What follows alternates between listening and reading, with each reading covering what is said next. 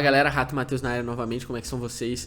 Hoje a gente quer trazer um vídeo bem informativo, tá? É um assunto que muita gente acaba nos perguntando o que é um derivativo, o que é um ativo sintético, tá? Eles são sinônimos, então fica até o final do vídeo para você entender um pouco melhor.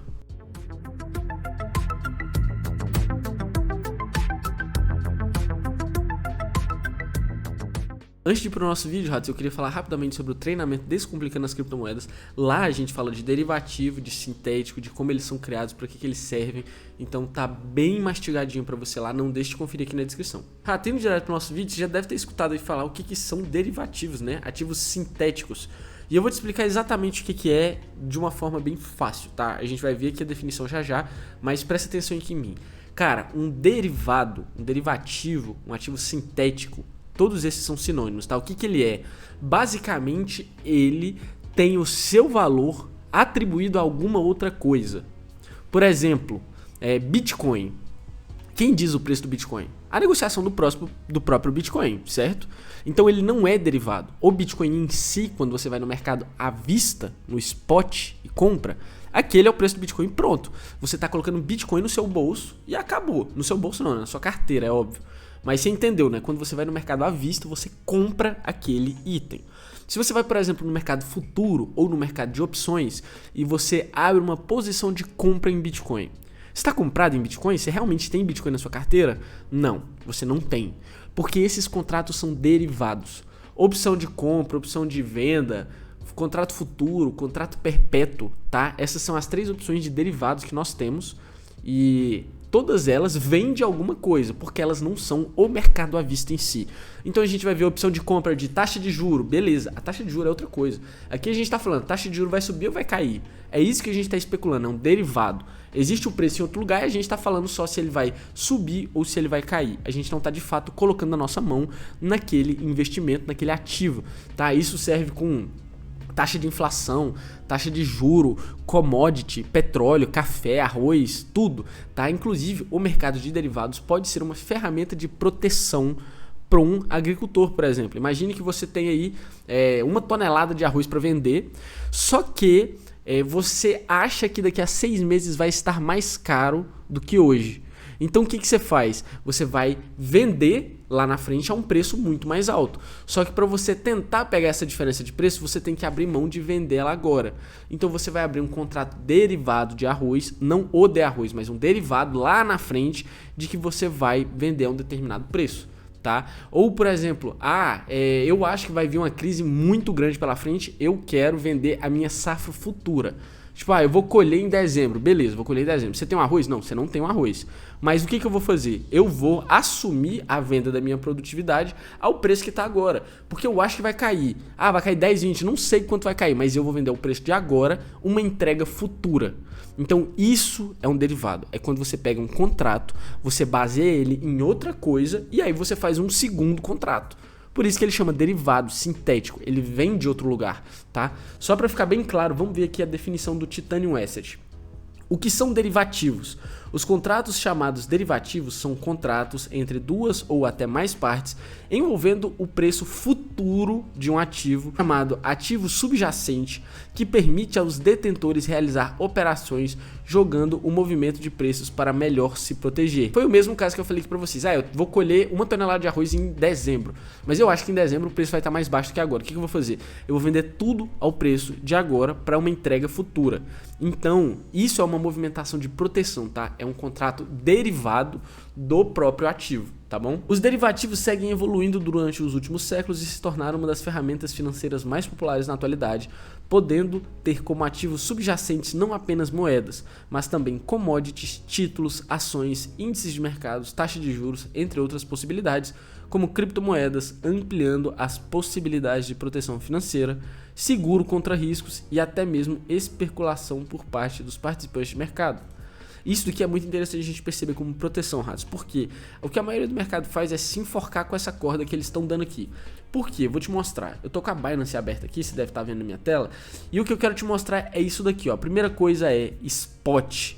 Você tá vendo aqui onde o meu mouse tá em cima? O meu tá em inglês, mas cara, em português é bem parecido, tá? À vista. Aqui vai estar escrito à vista. Se você vir aqui comprar, você está de fato colocando a tua mão em Bitcoin. Você está colocando Bitcoin na tua carteira, tá bom? É isso que acontece aqui no trade. Se a gente vir em futures, o que significa? Primeiro você já pode ver que aqui em cima tem perpétuo. É um dos tipos de contrato que a gente falou ali. A gente não falou que tem contrato futuro, contrato perpétuo e opção? Esse aqui é um, beleza. Aqui, qual que é o problema? O problema é que se eu vier aqui no limite e abrir uma ordem de compra nesse preço que está agora, eu vou comprar um contrato derivado de Bitcoin. Ou seja, o Bitcoin em si não está no meu bolso. Ah, mas você não vai ganhar dinheiro igual? Sim, porque o preço do derivado não é o mesmo preço do ativo. Então, não é para eles estarem emparelhados? Sim, a valorização vai vir, mas é fato que você não tem Bitcoin na sua carteira. Se alguém for lá e falar assim, se você pagar a sua conta em Bitcoin, você ganha com desconto. Você não vai conseguir pagar, porque o seu contrato é derivado, ele não é o ativo em si, tá bom? E qual que é o problema dessa porra desse derivado? Eu te digo, ratos, é isso aqui, ó, na minha tela vocês podem ver aí, ó, alavancagem. Aqui, como vocês podem ver, num contrato derivativo, a gente pode ter alavancagem de mais de 125 vezes. Aqui tá 20, porque eu não fiz o login na minha conta aqui, mas quem mexe com o mercado futuro sabe, cara, você consegue facilmente alavancar a sua posição em mais de 100 vezes. E eu te digo, isso é impossível fazer no mercado spot, tá? É justamente por isso que o mercado de derivativos no mundo cripto é tão grande. Porque vem os caras aqui, criam uma pá de contrato de qualquer moeda, tá? Inclusive no par Bitcoin, tá? No par dólar em si. E, cara, você pode vir aqui e abrir qualquer uma dessas posições sem ter dinheiro, uma posição de $1 milhão, tá? 10 mil dólares, justamente porque o contrato é derivado e porque você consegue se expor muito. Lembra que a gente tá falando que é para proteção?